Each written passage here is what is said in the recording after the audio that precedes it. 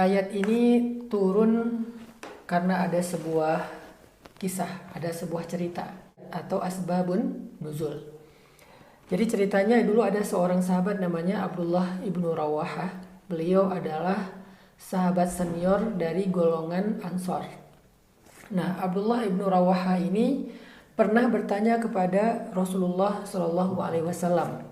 Kata Abdullah, ya Rasulullah, berikan saya satu tawaran dari Allah dan dari engkau ya Rasul.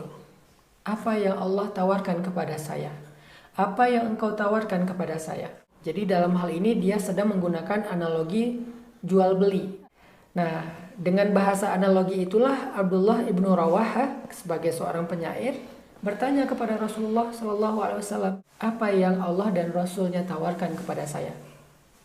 Kemudian Nabi SAW menjawab, Allah menawarkan kepada engkau untuk menyembahnya dan tidak menyekutukan Allah dengan sesuatu apapun. Itu tawaran dari Allah. Sedangkan saya menawarkan kepadamu agar engkau membela aku seperti engkau membela dirimu dan hartamu. Kalau kami ya Rasulullah melakukan apa yang Allah tawarkan, lalu melakukan apa yang engkau tawarkan, famalana, apa yang kami dapatkan? Maka kata Rasulullah, al-jannah, surga. Sehingga semua orang-orang yang ada di sekitar Abdullah ibnu Rawahah mengatakan, robahal bay', itu perniagaan yang sangat menguntungkan. Mereka tahu bahwa surga itu satu butir pasirnya lebih berharga daripada dunia dan seisinya. Sehingga orang-orang mengatakan, robahal bay', ini perniagaan yang sangat menguntungkan. Ini jual beli yang sangat menguntungkan. Ini bisnis yang sangat menguntungkan. Fanazalat, maka turunlah ayat ini, innallaha ashtara minal mu'minin anfusahum wa amwalahum bi'anna lahumul jannah. Maka setelah dialog antara Abdullah ibnu Rawahah dengan Rasulullah ini, turunlah ayat di surat At-Taubah ayat 111 bahwa sesungguhnya Allah membeli dari orang-orang yang beriman diri mereka dan harta mereka, untuk mereka adalah surga. Atau Allah membeli diri dan harta mereka dengan surga. Inilah teman-teman sekalian sebuah analogi tentang jual beli dengan Allah Subhanahu wa taala. Bahwa Allah Subhanahu wa taala itu adalah sebaik-baik yang membeli sesuatu dari hambanya. Sebaik-baik yang memberikan balasan terhadap sesuatu yang dilakukan hambanya. Allah Subhanahu wa taala akan membeli setiap tetes keringat kita, waktu kita, tenaga kita, pikiran kita, lelah kita tuh Allah beli. Gak ada yang sia-sia. Tidak ada yang lebih menguntungkan daripada berjual beli dengan Allah. Tidak ada yang lebih menguntungkan daripada berakad dengan Allah Subhanahu wa taala. Sehingga kalau misalnya kita mau memilih satu bisnis yang paling besar untungnya, yaitu berbisnis dengan Allah. Mau memilih suatu perniagaan atau perdagangan yang paling besar untungnya dan gak mungkin rugi, berniagalah, berdaganglah dengan Allah Subhanahu wa taala. Dan Allah sebaik-baik pembeli. Allah gak akan membeli sesuatu dengan harga yang murah. Allah tidak membeli kebaikan kita dengan harga yang ditawar, dengan harga diskon. Justru Allah membeli kebaikan kita itu dengan harga yang ditambah. Allah menawar kebaikan kita itu minimal 700 kali lipat dan maksimal tanpa hisab, tanpa batas.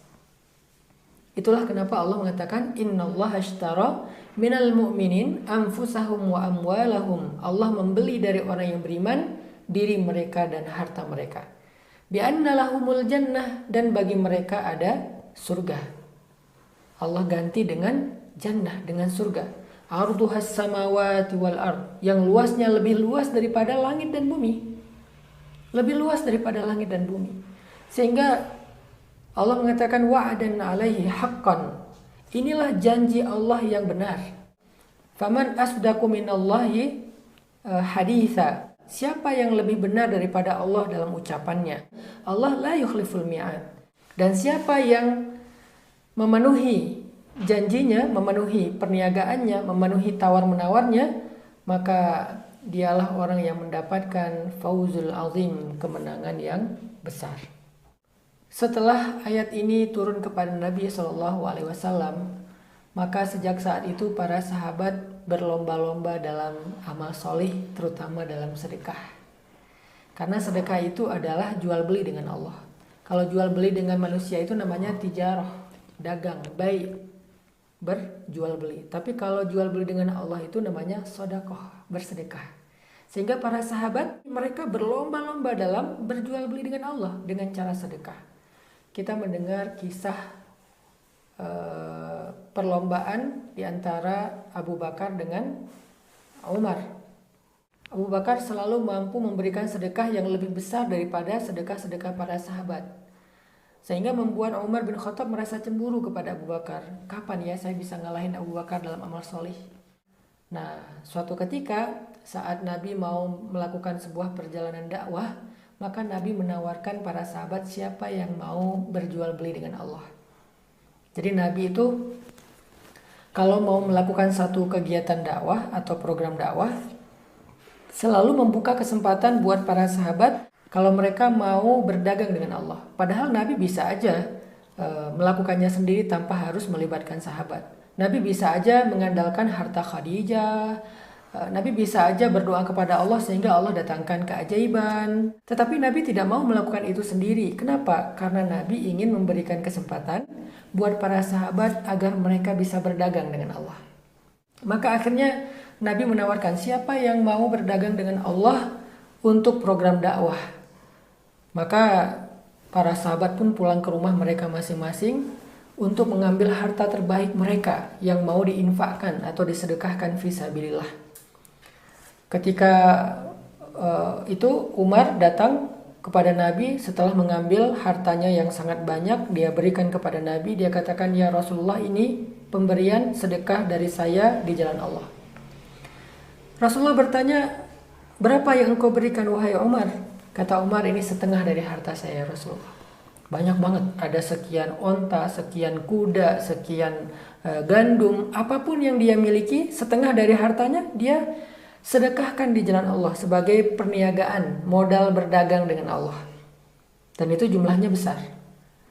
Nabi kemudian tersenyum mendoakan Umar bin Khattab. Gak lama kemudian datang Abu Bakar membawa hartanya yang sedikit, gak sebanyak hartanya Umar. Sehingga dalam hati Umar mengatakan, hari ini saya akan mengalahkan Abu Bakar As-Siddiq. Hari ini saya akan mengalahkan Abu Bakar As-Siddiq. Sehingga akhirnya ketika Abu Bakar datang membawa hartanya yang sedikit, dia letakkan di depan Nabi dengan wajah yang sedih. Dia katakan, ya Rasulullah, ini yang bisa saya berikan fisabilillah. Ini yang bisa saya berikan kepada agama Allah. Maka kemudian Rasulullah bertanya, berapa yang kau berikan wahai Abu Bakar? Umar dalam hatinya tersenyum, wah, gak sebanyak yang saya berikan. Berapa yang kau berikan wahai Abu Bakar? Kata Abu Bakar, ya Rasulullah, ini adalah seluruh dari harta saya yang masih ada. Jadi gak ada lagi apapun yang saya miliki, semuanya sudah saya berikan fisabilillah. Kemudian Rasulullah heran dan bertanya, apa yang engkau tinggalkan untuk keluargamu? Kata Abu Bakar, aku meninggalkan Allah dan Rasulnya untuk keluargaku. Menangislah Umar bin Khattab dan dalam hati dia mengatakan, demi Allah, aku tidak mampu mengalahkan Abu Bakar dalam sedekah. Disitulah kita melihat semangat para sahabat dalam berlomba-lomba untuk bersedekah, berlomba-lomba dalam perniagaan dengan Allah Subhanahu wa Ta'ala. Hari ini kita banyak melihat orang yang berlomba-lomba dalam urusan bisnis, dagang, omset perusahaan itu dapat sekian, profit perusahaan ini dapat sekian, si fulan kemarin dagang dapat omset sekian, si fulan dapat profit sekian, dan seterusnya. Orang berlomba-lomba untuk mendapatkan keuntungan dan perniagaan yang lebih sukses daripada orang lain hari ini. Tapi dulu para sahabat bukan hanya berlomba-lomba dalam urusan dunia, tetapi mereka berlomba-lomba dalam urusan akhirat. Mereka berlomba-lomba untuk berdagang dengan Allah, bukan dengan manusia. Itu juga terjadi antara Utsman bin Affan dengan Abdurrahman bin Auf. Tetapi Abdurrahman bin Auf tidak pernah merasa bangga, apalagi sombong dengan kesuksesannya dalam bisnis. Justru yang membuat dia gak bisa tidur, yang membuat dia terus berpikir, yang membuat dia sedih itu adalah dia ingin berdagang dengan Allah lebih sukses daripada ketika dia berdagang dengan manusia. Abdurrahman bin Auf, seorang pengusaha sukses, tajir, konglomeratnya sahabat, dia ngerasa sedih karena kok dia berhasil berdagang dengan manusia tapi dia belum mampu berdagang dengan Allah sampai menghabiskan seluruh hartanya. Dia sedekah, Allah tambahkan lagi rezekinya. Sehingga dia ngerasa, kok saya belum bisa kayak Abu Bakar yang habis-habisan. Kok ada lagi, Masya Allah. Bahkan dia merasa sedih dengan kekayaannya. Dia pengen menjadi orang miskin. Walaupun ini hanya motivasi pribadinya Abdurrahman ya. Nggak harus kita seperti itu juga. Artinya ada inspirasi yang luar biasa. Kenapa Abdurrahman pengen jadi orang miskin? Karena Nabi pernah mengatakan Abdurrahman itu masuk surga di antara para sahabat adalah yang paling terakhir. Abdurrahman kaget, ya Rasulullah, kenapa saya paling terakhir? Karena dia yang paling lama hisab dengan hartanya. Yang lain Abu Bakar udah duluan, Bilal udah duluan, Ali udah duluan, yang miskin-miskin. Abdurrahman paling belakangan. Kenapa? Karena yang paling lama dihisap hartanya, sehingga Abdurrahman merasa sedih. Dia pengen ngeluarin terus hartanya, pengen dikeluarkan, tetapi qadarullah, makin dia keluarkan makin Allah berikan yang lebih banyak lagi. Itu membuat Abdurrahman merasa, ya Allah, saya pengen seperti Abu Bakar yang jatuh miskin gara-gara berdagang dengan Allah di dunia supaya kaya di akhirat, seperti Khadijah yang berdagang dengan Allah untuk dakwah sampai habis semua hartanya. Saya pengen seperti itu ya Allah. Tapi Allah mentakdirkan Abdurrahman menjadi orang kaya, sehingga kebermanfaatan dari hartanya itu terus dinikmati oleh kaum muslimin dan umat manusia. Pada akhirnya setelah perjuangan panjang, Abdurrahman bersedekah lagi sepanjang hidupnya, dan dia selalu merasa kurang. Sedekah saya kurang, saya berikan lagi, berikan lagi. Walaupun sekali dia ngasih tuh 400 kuda, 1.500 onta, sekali ngasih tuh. Kebayang 400 kuda. Sekarang saya lagi belajar berkuda, jadi lagi nyari-nyari kuda juga buat pesantren. Itu satu ekor kuda aja yang paling murah harganya sekitar 50 juta yang layak. Bukan kuda perang ya, kuda latihan lah. Kuda perang itu paling murah 300 juta dan dia ngasih 400 kuda. 1.500 onta sekali ngasih. Satu onta rohilah itu bisa harganya di atas 100 juta juga. Artinya udah ngasih kayak gitu masih ngerasa kurang gitu. Sehingga Abdurrahman terus berjuang pengen berdagang dengan Allah sampai dia mendapatkan hadis Nabi, dia termasuk satu dari 10 sahabat yang dijamin masuk surga tanpa hisab yang awal. Ini semangat Abdurrahman bin Auf. Belum lagi semangat-semangat sahabat yang lain, termasuk Abu Ayyub Al-Ansari, kemudian nanti ada Utsman bin Affan, ada Abu Ubaidah dan seterusnya. Saya bisa menyimpulkan bahwa para sahabat itu punya hobi bersedekah seperti kita hobi berbelanja. Para sahabat itu punya hobi bersedekah seperti kita hobi berbelanja. Bapak Ibu mungkin ngerasain ya, kita gimana hobi berbelanja itu tiap hari lah kita belanja. Apalagi sekarang udah bisa secara online, setiap hari kita belanja. Mau itu belanja makanan, belanja kebutuhan rumah, kebutuhan pakaian, belanja hal-hal yang sifatnya entertain. Marketplace itu selalu kita buka aplikasinya di handphone kita. Hampir setiap hari kita buka. Artinya kita hobi banget belanja. Sehari itu nggak sekali, berkali-kali. Sesungguhnya para sahabat punya hobi bersedekah seperti kita hobi berbelanja. Kebayang nggak sedekahnya sahabat? Hobi sedekah seperti hobi kita berbelanja. Gak mungkin sehari sekali, berkali-kali. Pagi sedekah, siang sedekah, sore sedekah, sebelum tidur sedekah. Ada sedekah yang dilakukan secara terang-terangan supaya jadi syiar. Ada sedekah yang dilakukan diam-diam, gak ada yang tahu supaya menjaga keikhlasan. Sedekah, hobi banget sedekah. Saking semangatnya sahabat bersedekah, terutama yang kaya-kaya nih, maka sahabat-sahabat yang miskin menjadi cemburu. Datanglah sekelompok sahabat yang miskin kepada Rasulullah SAW. Mereka duduk di dalam masjid nunggu Nabi keluar dari rumahnya. Semuanya rame-rame duduk di dalam masjid persis di depan pintu rumah Nabi yang mengarah ke masjid. Ketika Nabi keluar dari rumahnya ngelihat para sahabat semuanya udah ngumpul, yang miskin-miskin, wajah mereka semuanya wajah-wajah sedih. Nabi pikir ada kejadian apa? Maka Nabi duduk di tengah-tengah mereka, kemudian Nabi bertanya, apa yang terjadi? Kalian ada masalah apa? Apa yang bisa saya bantu? Kemudian mereka mengatakan, ya Rasulullah, zahaba ahlud dusuri bil ujur. Ya Rasulullah, orang kaya itu memborong pahala. Ternyata yang membuat mereka sedih bukan karena miskin, tetapi karena gak bisa memborong pahala seperti orang kaya. Ya Rasulullah, orang kaya itu sudah memborong pahala. Nabi bertanya, bagaimana caranya memborong pahala? Ya Rasulullah, ketika kami membaca Al-Quran, mereka membaca Al-Quran. Kami sholat, mereka sholat. Tapi ketika mereka bersedekah, kami tidak mampu bersedekah ya Rasulullah. Itulah yang membuat kami sedih ya Rasulullah. Mereka telah memborong pahala sendiri, kami nggak mampu. Barulah kemudian Nabi SAW menghibur mereka. Setiap tasbih adalah sedekah. Setiap tahmid adalah sedekah. Setiap tahlil adalah sedekah. Memindahkan duri dari jalan adalah sedekah. Engkau tersenyum wajahmu kepada saudaramu adalah sedekah. Oh gitu ya Rasulullah? Ya. Bahkan setiap ruas dari tubuh kita ini bisa bersedekah. Setiap sendi kita bisa bersedekah. Oh gitu ya Rasulullah? Ya. Akhirnya mereka bahagia, semangat, saling toleh menoleh di antara mereka. Oh kita bisa sedekah, kita bisa sedekah.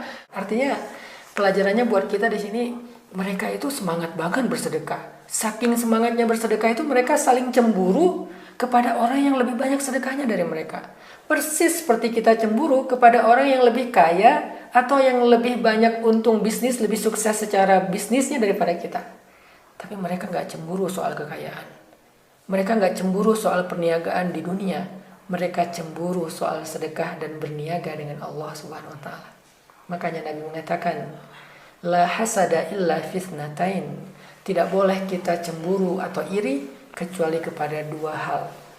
Satu, orang yang Allah berikan harta sampai dia habiskan harta itu fisabilillah.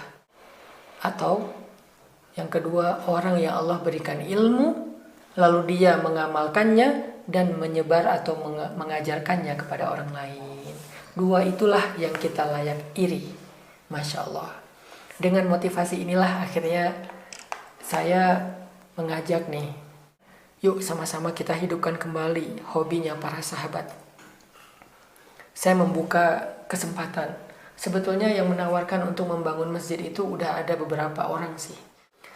Terus datang lagi beberapa orang yang pengen, Ustadz saya pengen support dakwah pesantren Ustadz. Dari mana? Dari perusahaan. Dari perusahaan pengen ngasih satu donasi yang jumlahnya mungkin hanya butuh 3 atau 4 perusahaan sudah terbangun tuh masjid. Masya Allah.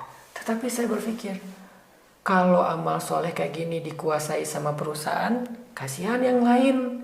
Yang mungkin sumbangannya nggak segede itu.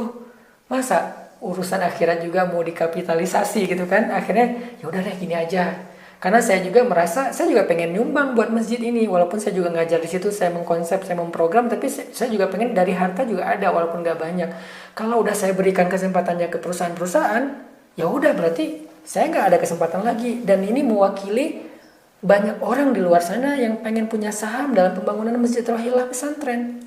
Sehingga akhirnya saya bilang ke teman-teman yang tadi mau support, boleh nggak jangan masjid. Kenapa? Karena kalau masjid saya pengen itu dibuka kesempatannya buat banyak kaum muslimin. Supaya masing-masing mereka walaupun Rp1.000 sehari, Rp10.000, Rp30.000, berapapun itu ada saham berdagang dengan Allah di Masjid Rohillah. Jadi semua orang punya kesempatan sama. Bukan hanya yang gede-gede aja nih.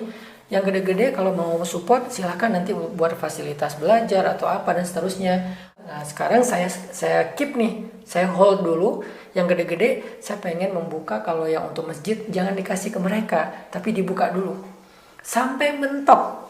Tapi insya Allah saya yakin gak akan mentok. Allah maha kaya dan Bapak Ibu luar biasa semangatnya. Jadi kalaupun mentok baru nanti diberikan kesempatan ke mereka. Kalau enggak saya akan buka dulu. Yang receh-receh juga gak apa-apa. Kita saling ngajak teman kita, gak usah banyak-banyak juga, semampu kamu Rp1.000 gak masalah. Kenapa? Karena saya juga merasa kayak gitu. Saya ingin ngasih atas nama saya pribadi. Saya ingin berinfak untuk Masjid Rohillah atas nama istri, atas nama anak satu-satu diniatin, atas nama ibu saya yang meninggal di tsunami, kakak saya yang meninggal di tsunami, ayah saya yang udah meninggal sekitar 5 tahun yang lalu. Saya pengen berinfak atas nama keluarga besar yang saya cintai, semampunya, sekuat tenaganya, pengen ada saham di situ. Karena saya tahu betapa besar pahala yang akan insya Allah tumbuh dari Masjid Rohillah ini ke depan. Tadi Bapak Ibu udah ngeliat bagaimana dakwah kita dulu awal di Masjid Al-Latif. Kita bikin acara rutin setiap pekan sekali, itu yang hadir antara 3.000 sampai 5.000 orang. Itu pun kenapa mentok 5.000? Karena nggak mungkin bisa lebih. Soalnya kondisinya masjidnya ada di tengah pemukiman warga, dan kita juga paham ada hak-hak privasi warga yang kadang terganggu oleh kegiatan kita, sehingga kita hanya bisa melakukan seminggu sekali, itu pun dibatasi jumlahnya. Sampai akhirnya udah nggak bisa ditahan lagi, pindah ke TSM, ke Masjid Trans. Di situ juga masih terbatas, nggak bisa. Kenapa? Karena kita hanya bisa seminggu sekali, jadwal yang lain udah diisi oleh kegiatan yang lain. Kita cuma bisa seminggu sekali, nggak bisa maksimal. Tapi alhamdulillah dengan adanya pesantren, saya berharap ke depan setiap hari orang yang beribadah, belajar taubat, kemudian hijrah, belajar Islam di Masjid Rohilah kita itu setiap hari full ribuan anak muda. Sehingga saya berpikir kalau Masjid Rohilah udah jadi, fasilitas pesantren udah jadi, dan kita buka kepada publik, sehari itu kita dapat pahala dari sekian ribu jamaah yang sholat sunnah aja, belum sholat wajib nih, baru sholat sunnah aja, sholat rawatib, qobliyah ba'diyah, rawatib, sholat duha, sholat taubat, sholat tahajud, apalagi, masya Allah, setiap hari tumbuh pahala buat orang yang sudah membangun masjid ini seberapa banyak setiap hari. Ini baru satu kegiatan, belum lagi nanti yang menghafal Quran. Saya punya mimpi yang ingin saya berbagi dengan Bapak Ibu semuanya. Karena saya punya semangat, siapa yang mengajak kepada kebaikan, maka dia mendapatkan kebaikan yang sama dari orang yang melakukan kebaikan itu. Jadi kalau saya ngajak Bapak Ibu, berarti nanti saya juga dapat kebaikan tanpa mengurangi kebaikan Bapak Ibu. Itulah kenapa saya semangat mengajak. Saya punya mimpi yang saya ingin berbagi dengan Bapak Ibu, dengan teman-teman sekalian. Saya pengen di Masjid Rohilah itu kelak, mungkin ini butuh waktu sekitar 10 tahun ya, kelak akan kita lakukan kegiatan wisuda tahfiz Al-Quran setiap bulan Ramadan, 1000 hafiz. 1000 hafiz setiap bulan Ramadan, wisuda. Dan kita sudah memulainya dari sekarang. Walaupun fasilitasnya baru kurang dari 10%, tapi program tahsin tahfiz sudah dimulai oleh santri. Walaupun ini masih lebih ke membangun vibe dulu nih. Tapi saya yakin dengan kurikulum dan strategi dakwah yang sudah kita set, insya Allah mendapatkan 1000 hafiz Al-Quran, lalu diwisuda di Masjid Rohilah setiap Ramadan itu, seperti masjid di Palestina, Al-Aqsa, Gaza, Istanbul, Mekah, Madinah, Mesir, di Damaskus, di Yaman, itu kan mereka setiap Ramadan melakukan wisuda 1000 hafiz ya. Kita berharap 1000 hafiz itu menghafal Qurannya di pesantren Bapak Ibu.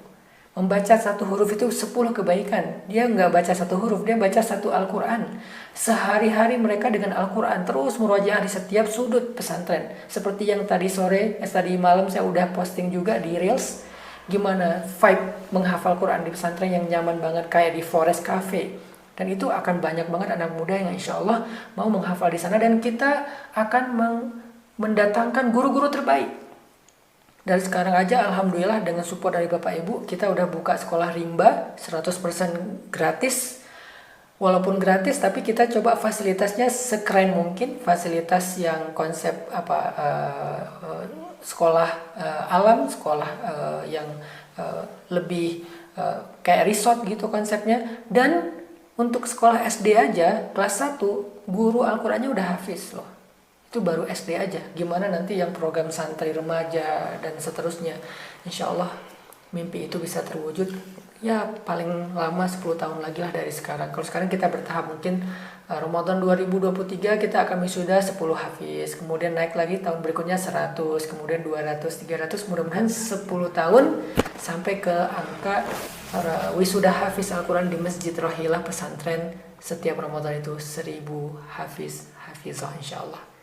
Itulah yang jadi mimpi saya, dan kebayang betapa berkah dan amal jariah, betapa derasnya mengalir lewat Masjid Rohilah ini. Nah, semoga mimpi ini, harapan ini bisa kita wujudkan bersama dengan program dakwah ini. Karena sesungguhnya dakwah itu bukan cuma tugas para ustadz, tapi dakwah itu adalah tugas kita umat Nabi. Dengan cara, ada yang dakwahnya lewat ilmu, saya mungkin berdakwah dengan ceramah, dengan mengajar, dengan memprogram, tapi Bapak Ibu berdakwah dengan mungkin ide, mungkin skill, ada juga dengan tenaga, dan juga dengan harta. Sesungguhnya Allah membeli dari orang-orang yang beriman diri mereka dan harta mereka dengan surga. Semoga kita menjadi orang-orang yang disebutkan di ayat tersebut. Barakallahu fikum.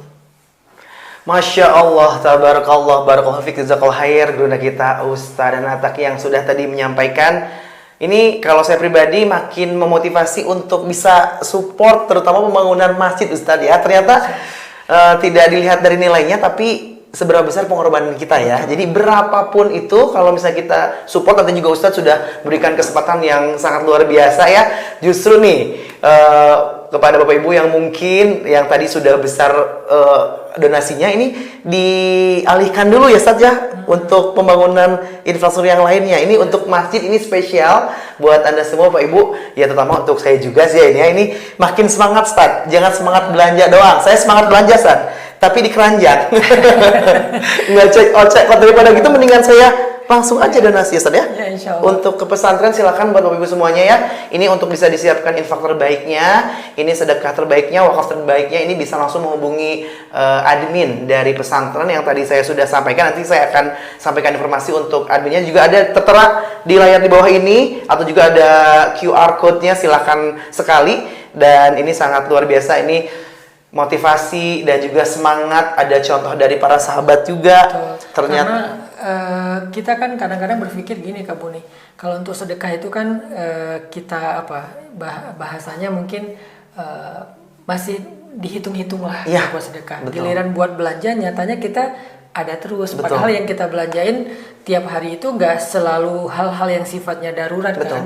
Cobalah kita melihat bahwa ini sebagai sebuah kebutuhan kita. Kita nggak lama kok di dunia. Semua kita pasti akan pulang ke Allah. Terus apakah bekal kita udah cukup? Dengan amal soleh kita membayar dosa aja masih kurang, apalagi membayar nikmat Allah. Terus gimana caranya? Kita harus punya bekal yang sifatnya ngalir terus. Gak cuma yang kita lakukan sekali terus udah selesai, tapi ini ngalir terus pahalanya.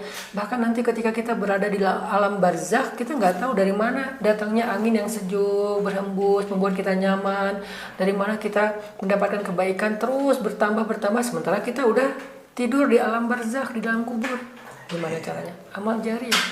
Dan pandai-pandailah kita melihat peluang amal jariah ini. Buat saya pribadi, ini pesantren adalah bekal pulangnya saya kepada Allah.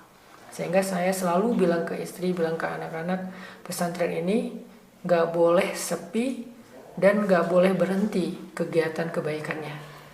Ini mimpi dan harapan saya pribadi, dan saya berbagi mimpi dan harapan itu dengan sahabat-sahabat, teman-teman semuanya. Kita harus punya amal jariah yang produktif.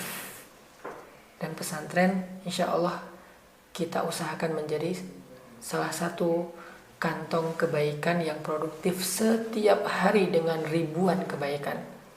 Bahkan jutaan kebaikan setiap hari. Dan ini baru satu ya. Nanti kalau ini sukses insya Allah kita akan adakan ini pesantren di banyak tempat lagi di luar kota Bandung, di kota-kota yang lain atau di tempat-tempat yang lain, sehingga yang awal merintis ini akan menjadi pahala jariah ngalir kan, karena dia yang mandalla ala khair man sanna sunatan hasanah. Maka ini kesempatan yang luar biasa buat saya. Mudah-mudahan kita semuanya bisa pulang ke Allah dengan bukan hanya dengan ibadah kita, tetapi juga dengan peran kita di dalam dakwah, salah satunya dakwah pemuda atau dakwah pesantren pemuda. Semoga keterlibatan kita dalam dakwah di dunia, susah payah kita di dunia akan menjadi kemudahan kita di akhirat. Yuk, terakhir saya mengajak, jangan berhenti kebaikan ini sampai kepada kita. Kebaikan ini harus juga tersambung kepada orang lain setelah kita. Ajak saudara kita, keluarga kita, sahabat kita, karena Nabi pernah mengatakan, sampaikan kebaikan ini kepada orang yang datang setelah saya. Jadi Nabi nggak mau kebaikan Islam itu berhenti di antara sahabat. Maka muncul tabi'in, lalu muncul tabi'ut tabi'in, lalu muncul sampai kepada kita. Kebayang nggak pahala Nabi, pahala para sahabat? Karena kebaikannya terus estafet, terwariskan dari satu generasi ke generasi yang lain. Begitu juga kebaikan ini. Yuk, jangan sampai kebaikan ini, kesempatan ini, proyek langit ini berhenti hanya di kita. Yuk kita ajak yang lain agar terlibat dalam kebaikan ini.